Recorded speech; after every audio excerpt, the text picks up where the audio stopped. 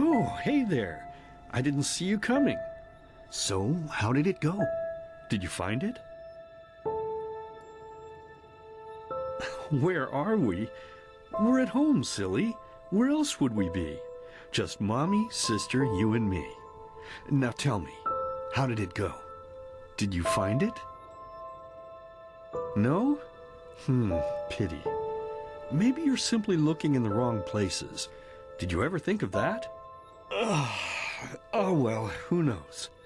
Say, why don't you go inside and see if you can help Mommy with the cooking? The Creator was kind to us today and sent a big fat elk right in front of my bow. All right?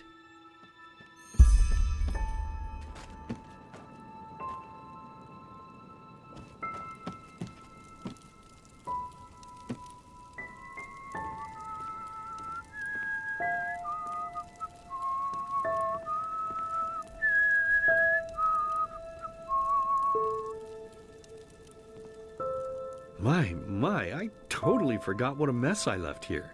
But I was right, wasn't I? A real gem we've got here. Well then, let's waste no more time and get to it, shall we? What? Now would you look at that? I totally forgot about them. They're dead, don't you remember? You murdered them back then, both of them.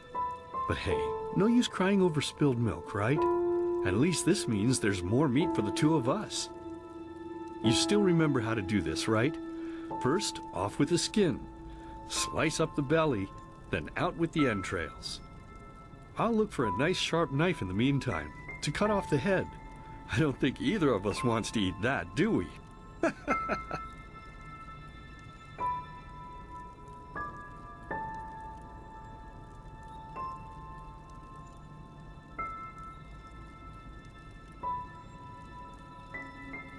Oh, silly, what's this again?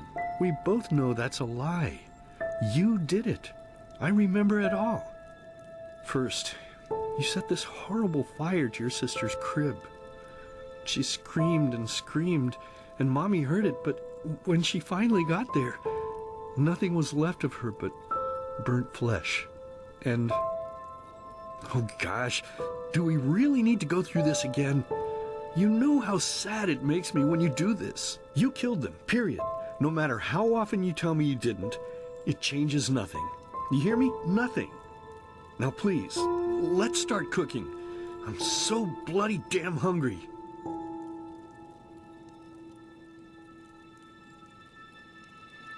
Oh, by the Creator's name, why are you telling these lies? Isn't it enough that you murdered us? Do you really have to bother me over and over with your stupid, pathetic, and pointless whining? You know, sometimes I wish the Creator would have made me just a little less merciful. Just a little less pious.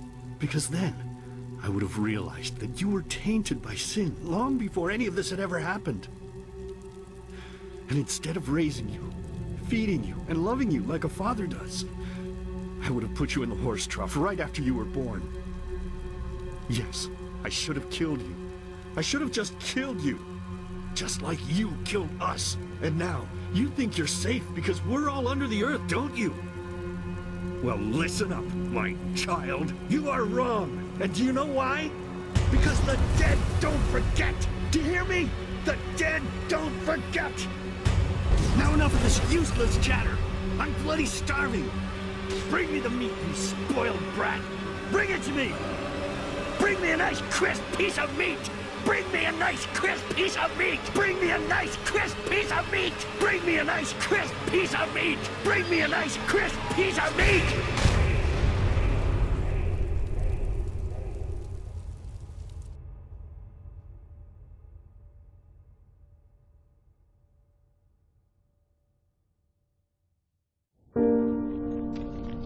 Let's begin with a question. It might sound simple to you at first, but I pray you to think about it. What distinguishes a free man from a slave? For now, however, let us start this story where another one ended 3 years ago, with the death of the Lightborn. For 4,000 years they had reigned over this world, 7 arcanists who, through their magic, had acquired eternal life. In a time of chaos, they gave mankind what they thought it needed most: to be ruled over with an ironclad, fair hand. Within just 1 century, they united the shattered lands, and a single century later, their human origin was forgotten.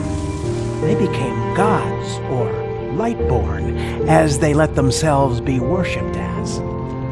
Yet the longer they reigned, the louder the voices grew that accused them of tyranny, the loudest being that of Naranzul Aranthiel. And he succeeded in achieving what was once thought impossible.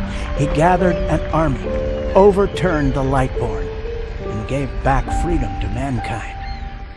However, the price for this was high, because where there are gaps of power, fights erupt. As such, this world grew into what it is today, shattered, riven, and broken into pieces.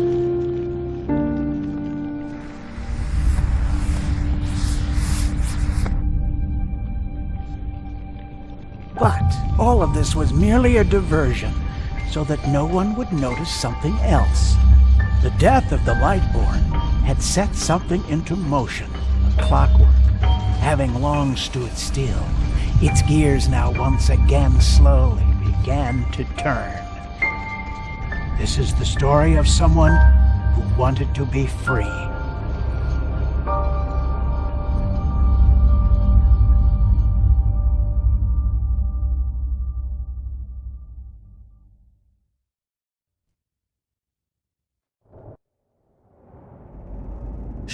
Hey, quiet, damn it. You wanna wake up the entire ship or what? Well, sorry. That was a bit harsh. I'm just nervous, that's all. It was that dream again, wasn't it? Uh-huh. Seriously, if we had a penny for every night since we met where you woke up screaming, we'd probably be traveling to Enderal in our own starship and... well, not like this. Some things never change, I guess. Do you ever ask yourself if maybe you blame yourself for all of this? For what happened to your family, I mean?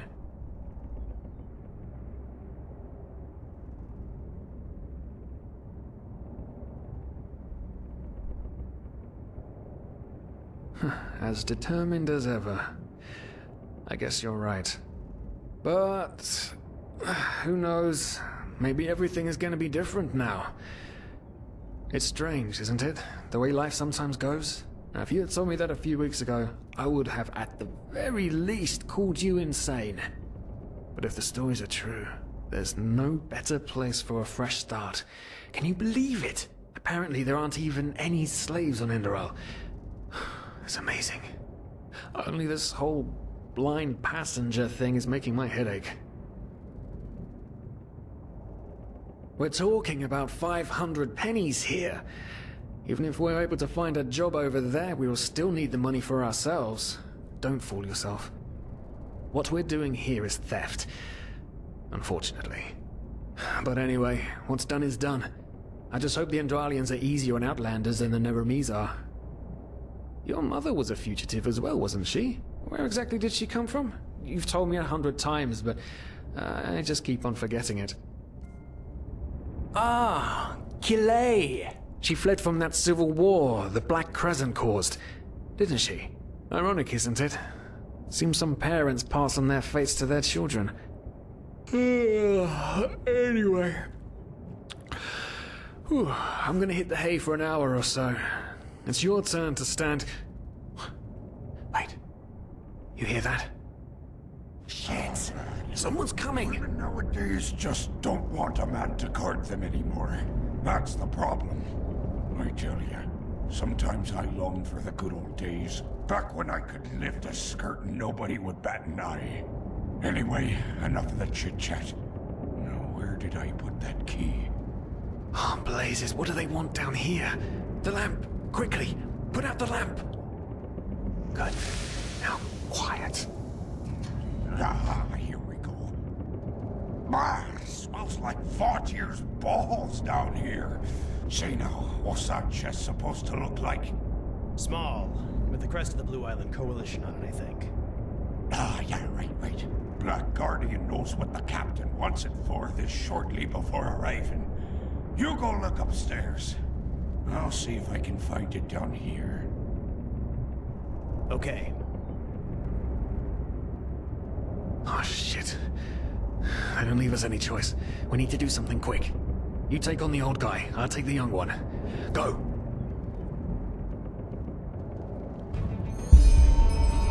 Wait. Someone's there. Throw him to the face! Come on, dodge! You can do it!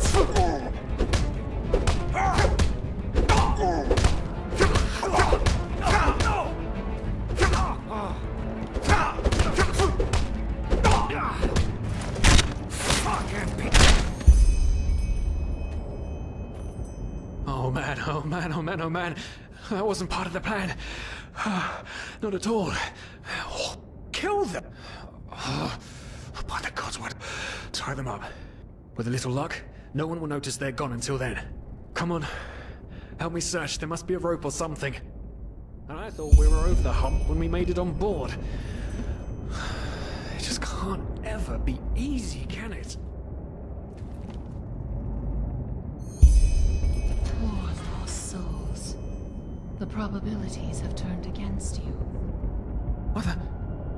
Who are you? You are confused by my sudden appearance. But my identity is irrelevant, as are you, dear Sirius. Unfortunately. What? Oh shit, please don't tell anyone we're down here, please. We didn't mean any harm. These guys were just... You ask that I not reveal you, for your intentions were not evil. And I believe you. But sadly, it's not compassion that rules my deeds. The first beat of a wing must happen. It is the only way the probabilities will fall into place. This is the way it has to be. The way it has been for eons. I am sorry. What the? Oh no! No! What are you doing, please? Please don't leave! We just wanted to...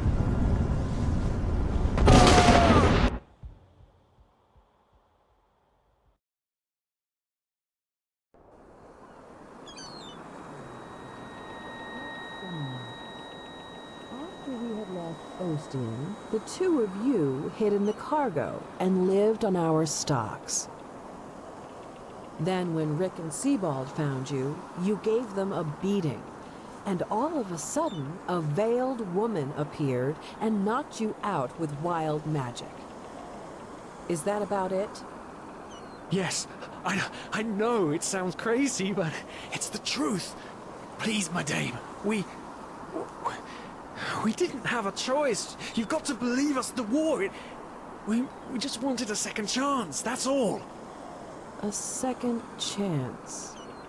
Yes, I think I understand you. You wanted to start a new life in a new land.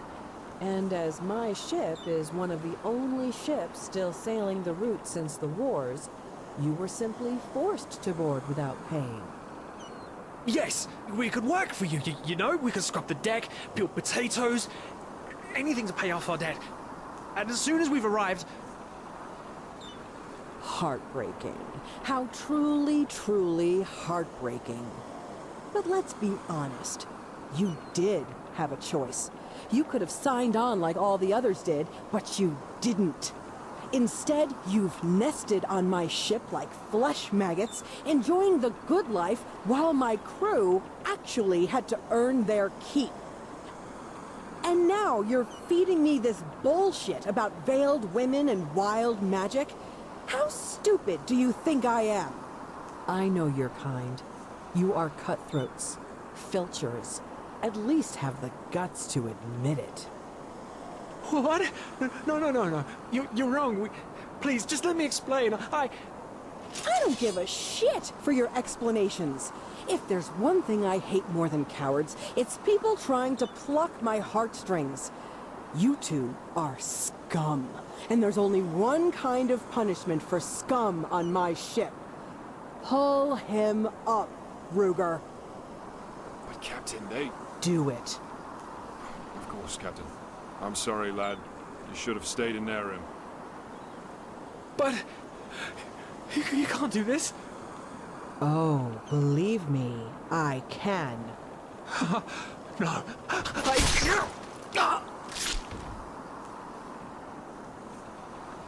Oh, well, look at that. Someone's woken up. Rise and shine. Tie him and his friend together and feed them to the fish. Good luck in your new life, friend.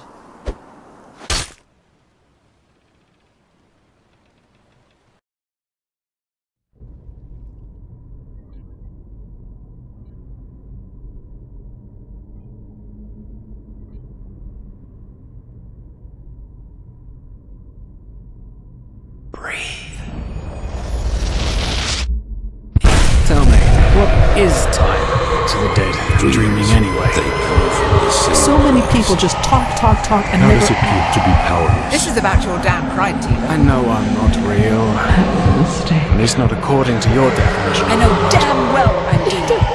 It's just... There was nothing I could do. This isn't happening. But then again, This just isn't happening. What is reality anyway? Selfish fool!